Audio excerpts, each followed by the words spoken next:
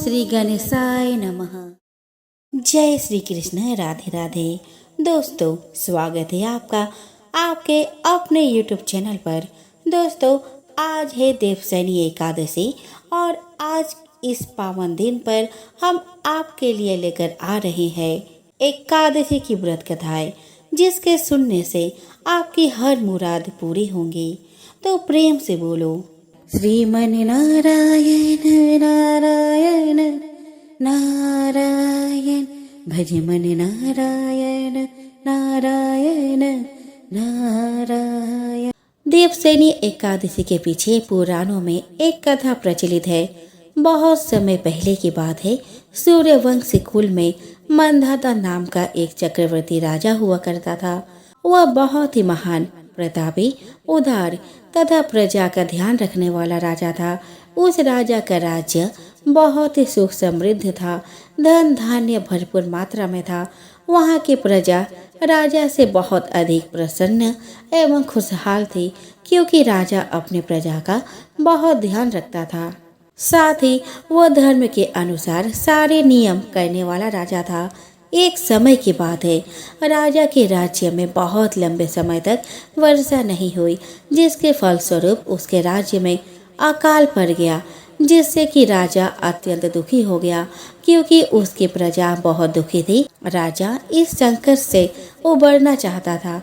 राजा चिंता में डूब गया और चिंता करने लगा कि उससे आखिर ऐसा कौन सा पाप हो गया है। राजा इस संकट से मुक्ति पाने के लिए कोई उपाय खोजने के लिए सैनिकों के साथ जंगल की ओर प्रस्थान करते हैं। राजा वन में कई दिनों तक भटकता रहा और फिर एक दिन अचानक से वह अंगिरा ऋषि के आश्रम जा पहुंचा। उन्हें अत्यंत व्याकुल देखकर अंगिरा ऋषि ने उनसे उनकी व्याकुलता का कारण पूछा। राजा ने ऋषि को अपनी और अपने राज्यवासियों की परेशानी का विस्तार पूर्वक वर्णन सुनाया। राजा ने ऋषि को बताया कि किस प्रकार उसके खुशहाल राज्य में अचानक अकाल पड़ गया। राजा ने ऋषि से निवेदन किया कि हे ऋषि मुनि, मुझे कोई ऐसा उपाय बताए जिससे कि मेरे राज्य में सुख समृद्धि पुनः लौट आए। ऋषि ने राजा की परेशानी को ध्यान पूर्वक सुना और कहा कि जिस प्रकार हम सब ब्रह्मदेव की उपासना करते हैं, किंतु सतयुग में वेद पढ़ने का तथा तपस्या करने का अधिकार केवल ब्राह्मणों को है, लेकिन आपके राज्य में एक शूद्र तपस्या कर रहा है। आपके राज्य में आज अकाल की दशा उसी कारण से है। यदि आप अपने राज्य को पूर्ववत खुशहाल दिखना चाहते हैं, तो उस शूद्र की जीवन लीला समाप्त कर दीजिए। यह सुनकर राजा को बहुत अचंभा हुआ और राजा ने कहा कि हे ऋषि मुनि, आप यह क्या कह रहे हैं?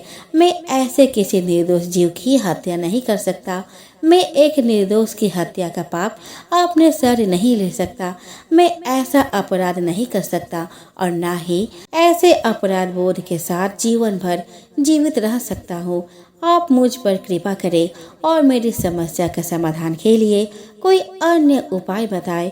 ऋषि ने राजा को कहा कि यदि आप उस शूद्र की जीवन लीला समाप्त नहीं कर सकते, तो मैं आपको दूसरा उपाय बता रहा हूँ। आप आषाढ़ मास के शुक्ल एकादशी को पूरे विधि विधान एवं पूर्ण श्रद्धा भक्ति के साथ व्रत रखें एवं पूजन आदि करें। राजा ने ऋषि की आज्ञा का पालन करते हुए अपने राज्य पुनः वापस आया और राजा एकादशी व्रत पूरे विधि विधान से किया, जिसके फल स्वरूप राजा के राज्य में वर्षा हुई, जिससे अकाल दूर हो जाता है और पूरे राज्य पहले की तरह हंसी खुशी रहने लगता है। ऐसा माना जाता है कि एकादशी व्रत सभी व्रतों में उत्तम होता है एवं इसकी कथा सुनने और सुनाने से भी पापों का नाश होता है। दोस्तों, भगवान विष्णु को सृष्टि का पालनहार कहा जाता है। मान्यता है कि भगवान विष्णु की भक्ति से भक्त हर वो चीज प्राप्त कर सकता है जिसकी वह इच्छा रखता है। बस भक्ति सच्ची होनी चाहिए। यूँ तो भगवान विष्णु के कई ऐसे भक्त हैं जिनके बारे में कथाओं के रूप में हमने कभी न कभी सुना ही है, लेकिन आज हम आपको एक ऐसी कथा बताने जा रहे हैं जिसके मुताबिक एक पिशाच ने विष्णु भक्ति कर श्री हरि नारायण से दिव्य वरदान प्राप्त किया था। दोस्तों, यह कथा बद्रीनाथ धाम क्षेत्र के क्षेत्रपाल देवता यानी कि घंटाकर्ण पिशाच की है। घंटाकर्ण वह था जिसने पिशाच योनि में जन्म लिया था। घंटाकर्ण भगवान शिव का परम उपासक था और उन्हीं की भक्ति में खोया रहता था। गौर करने की बात यह है कि घंटाकर्ण शिव भक्त था, लेकिन उसे भगवान विष्णु के नाम से भी नफरत थी। उसका मानना था कि जो भी है महादेव है और भगवान विष्णु कुछ भी नहीं है। ऐसा कहना गलत नहीं होगा कि घंटाकर्ण को भगवान विष्णु से सर्वोच्च स्तर का बैर था। जब भी कोई उसके आसपास भगवान विष्णु के नाम का जाप करता तो वह खींच जाता। एक बार बैर बढ़ते बढ़ते इतना बढ़ गया कि उसने विष्णु नाम की ध्वनि से बचने के लिए अपने कानों में घंटे लटका लिए, जिससे जब भी कोई भगवान विष्णु का नाम ले तो उसका स्वर घंटों के आवाज में दब जाए। भगवान विष्णु के नाम से चिढ़ने वाला घंटाकर्ण को पिशाच योनि से मुक्ति पाकर मोक्ष की अभिलाषा थी, जिसके लिए उसने महादेव की तपस्या की। लेकिन जब उसके भक्ति से प्रसन्न होकर महादेव प्रकट हुए तो उन्होंने घंटाकर्ण की इच्छा को पूर्ण करने से मना कर दिया। महादेव ने इसके पीछे का कारण बताते हुए घंटाकर्ण को कहा कि एक की भक्ति और दूसरे का अनादर उचित आचरण नहीं है। भगवान विष्णु महादेव के आराध्य है और ऐसे में उनके आराध्य का अपमान उन्हें सहन नहीं है। महादेव ने घंटाकर्ण को भगवान विष्णु की भक्ति का मार्ग दिखलाते हुए कहा कि केवल वही घंटाकर्ण को मोक्ष प्रदान कर सकते हैं। जितनी श्रद्धा से घंटाकर्ण ने भगवान शिव की भक्ति की, उतनी ही श्रद्धा से उसने भगवान शिव के कहने पर श्री हरि नारायण को ध्याया, जिसके बाद भगवान विष्णु ने घंटाकर्ण को दर्शन देते हुए यह आशीर्वाद दिया कि वह पिशाच योनि से मुक्त हो जाएगा और उसे मोक्ष की प्राप्ति होगी।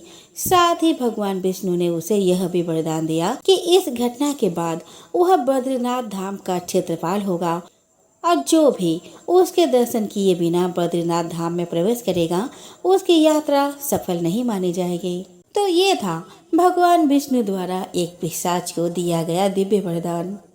दोस्तों, आज है देवशयनी एकादशी और एकादशी के दिन भगवान विष्णु और माँ लक्ष्मी की पूरे विधि विधान से पूजा की जाती है। इस दिन माता लक्ष्मी की पूजा को बेहद शुभ माना जाता है और कोई भी व्रत बिना कथा के पूर्ण नहीं होते।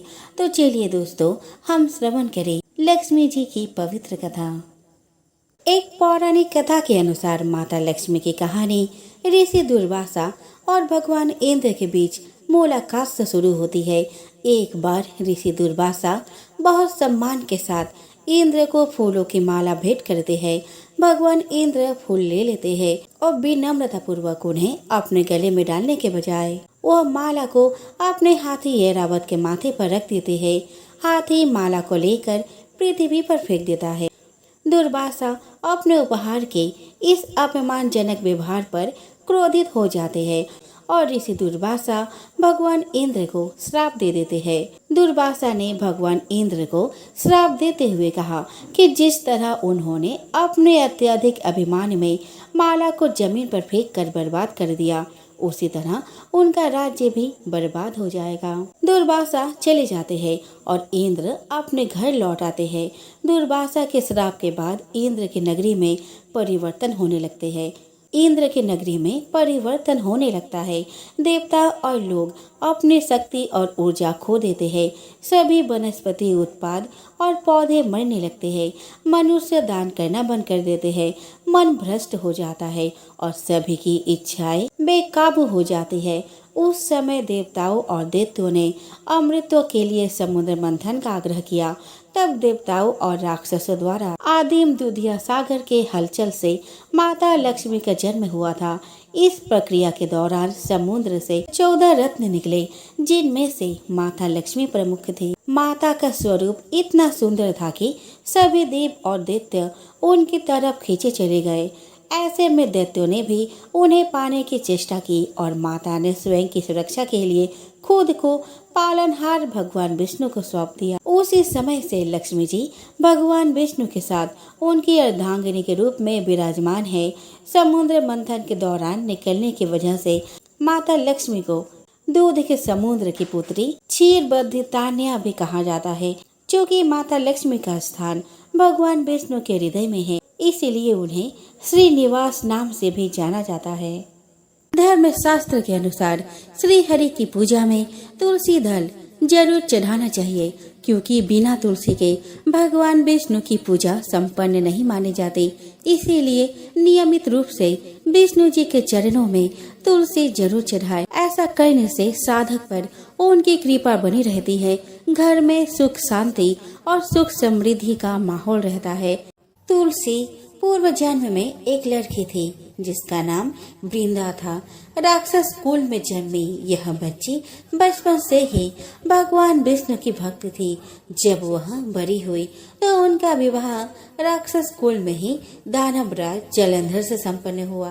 राक्षस जलंधर समुद्र से उत्पन्न हुआ था। वृंदा बड़ी ही पतिव्रता स्त्री थी, सदा अपने पति की सेवा किया करती थी। एक बार देवताओं और दानव में युद्ध हुआ। जब जलंधर युद्ध पर जाने लगे तो वृंदा ने कहा, स्वामी आप युद्ध पर जा रहे हैं, आप जब तक युद्ध में रहेंगे मैं पूजा में बैठकर आपकी जीत के लिए अनुष्ठान करूंगी। जब तक आप नहीं लौट आते हैं मैं अपना संकल्प नहीं छोड़ूंगी। जलंधर तो युद्ध में चला गया और वृंदा व्रत का संकल्प लेकर पूजा में बैठ गई। इसके व्रत के प्रभाव से देवता भी जलंधर को ना हरा सके। सारे देवता जब हारने लगे तो विष्णु जी के पास पहुँचे और सभी ने भगवान से प्रार्थना की। भगवान बोले कि वृंदा मेरी परम भक्त है, मैं उससे छल नहीं कर सकता। इस पर देवता बोले कि भगवान दूसरा कोई उपाय हो तो बताए, लेकिन हमारी मदद जरूर करे। इस पर भगवान विष्णु ने जलंधर का रूप धरा और वृंदा के महल में पहुंच गए। वृंदा ने जैसे ही अपने पति को देखा तो तुरंत पूजा में से उठ गई और उनका चरणों को छू लिया। इधर वृंदा का संकल्प टूटा, उधर युद्ध में देवताओं ने जलंधर को मार दिया और उसका सिर काटकर अलग कर दिया। जलंधर का कटा हुआ सिर जब महल में आ गिरा तो वृंदा ने आश्चर्य से भगवान की ओर देखा, जिन्होंने जलंधर का रूप धर रखा था। इस पर भगवान विष्णु अपने रूप में आ गए पर कुछ बोल न सके।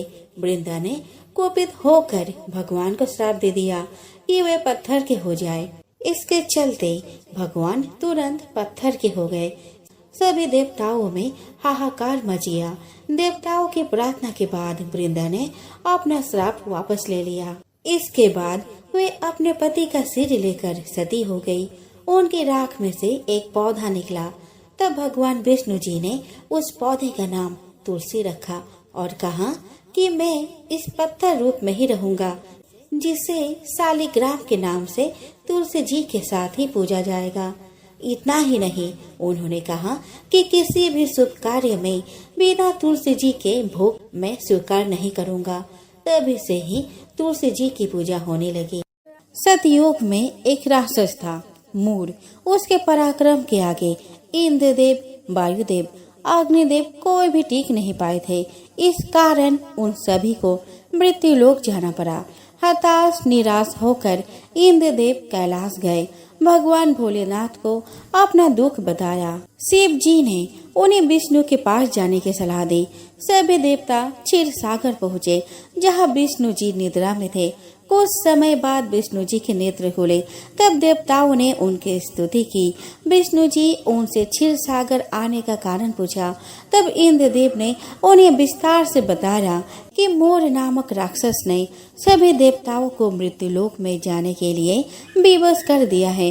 सारा वृतांत सुन विष्णु जी ने कहा कि ऐसा बलशाली कौन है जिसके सामने देवता टिक नहीं पाए। तब इंद्र ने बताया कि इस राक्षस का नाम मोर है। यह ब्रह्म का वंशज है। उसके नगरी का नाम चंद्रावती है। उसने अपने बल से सभी देवताओं को हरा दिया और उनका कार्य स्वयं करने लगा। यह सुनने के बाद विष्णु जी ने इंद्र को आश्वासन दिया कि वह उन्हें इस विपत्ति से जरूर निकालेंगे। विष्णु जी मूढ़ दैत्य से युद्ध करने उसकी नगरी चंद्रावती गए। दोनों के बीच कई वर्षों तक युद्ध हुआ। युद्ध के मध्य में भगवान विष्णु को निद्रा आने लगी। वे बद्र का आश्रम चले गए। मोर भी उनके पीछे गुफा में घुसा और शयन करते भगवान को देख मारने को चला। जैसे ही उसने अस्त्र शस्त्र उठाया, भगवान के अंदर से एक सुंदर कन्या निकली और मोर से युद्ध किया। दोनों के बीच घमासान युद्ध हुआ, जिसमें मोर मूर्छित हो गया। बाद में उसका मस्तक धड़ से अलग कर दिया गया। उसके मरते ही दानव भाग गए और देवता इंद्रलोक चले गए। जब विष्णु जी की नींद टूटी तो उन्हें अचंभा सा लगा कि यह सब कैसे हुआ। तब कन्या ने उन्हें युद्ध के विषय में विस्तार से बताया, जिसे सुनकर भगवान प्रसन्न हुए और उन्होंने कन्या को वरदान मांगने को कहा। तब कन्या ने कहा कि मुझे ऐसा वर दे, अगर कोई मनुष्य मेरा व्रत उपवास करे तो उसके सारे पापों का नाश हो जाए और उसे विष्णु लोक मिले। तब भगवान विष्णु ने कन्या का नाम एकादशी रखा और उसे मनचाहा वरदान दिया। उन्होंने यह भी कहा कि इस दिन तुम्हारे और मेरे भक्त समान होंगे। यह व्रत मुझे सबसे प्रिय होगा।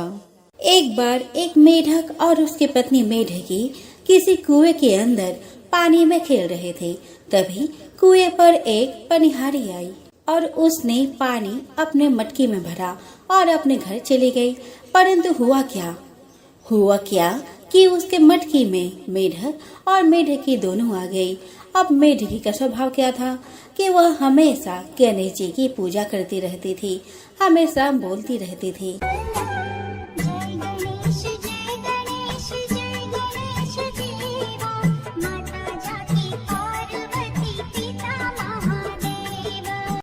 लेकिन इसके इस स्वभाव से मेढक को बड़ा गुस्सा आता था। वो हमेशा कहता था कि हमेशा उस सुर वाले का नाम लेती रहती हो, कभी मेरा नाम तो लेती नहीं। और इस बात पर कभी कभी खूब जमकर झगड़ा भी करता था। अब क्या होता है कि पनिहारी उनको अपने मटकी में भर कर ले गई थी। पानी के साथ में वह अपने घर जाती है और चूल्हे पर पानी गर्म करने के लिए रखती है। तो उस पानी को वह किसी गर्म करने वाले बर्तन में पलट देती है और आग पर रख देती है। अब जैसे ही आग की तपन बढ़ती है तो मेढक अपनी पत्नी मेढकी से कहता है कि मेढकी, मैं तो जल रहा हूँ नीचे से। तो वह कहती है, अच्छा, मैं तो नहीं जल रही। और वह मेढकी गणेश जी का नाम लेना शुरू कर देती है। क्या बोलती है?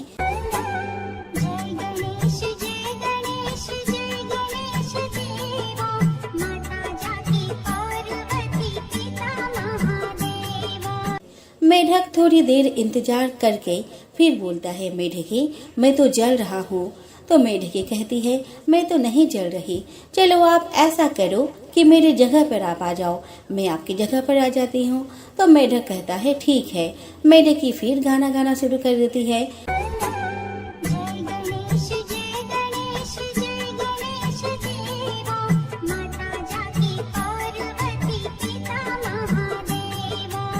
मेढक फिर कहता है, अरे मेढकी, मैं तो फिर जलने लग गया। तो मेढकी कहती है, पता नहीं तुम्हारे साथ में क्या होता है, तुम बार बार जलने लगते हो। ऐसा करो कि तुम भी गणेश जी का नाम लेना शुरू कर दो, क्योंकि मेरे नीचे तो बिल्कुल भी आग नहीं चल रही है। तो वह कहता है, मैं तो नहीं लेता हूँ सुर वाले का नाम, तू ही ले उसका नाम, मैं तो नहीं लूंगा। तो वह कहती है, ठीक है, तुम्हारी मर्जी। वह दोबारा गाना गाना शुरू कर देती है।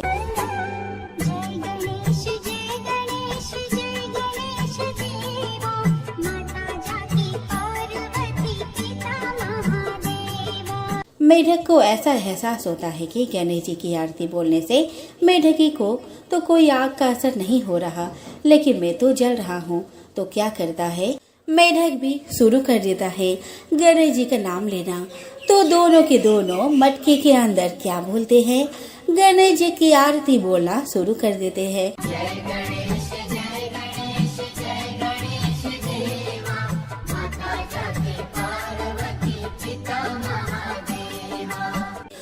यह सारी कहानी गणेश जी कहीं पर बैठे आराम से सुन रहे होते हैं तो गणेश जी को उन पर तरस आ गया और क्या करते हैं, गणेश जी बछड़े का रूप धारण करके आते हैं और उस बर्तन में लात मार देते हैं, जिससे कि क्या होता है कि सारा पानी गिर जाता है। मेढक और मेढकी दोनों के दोनों बाहर आ जाते हैं और कुएं में कूद जाते हैं। अब क्या हुआ, मेढक और मेढकी दोनों बच गए, जलने से बच गए।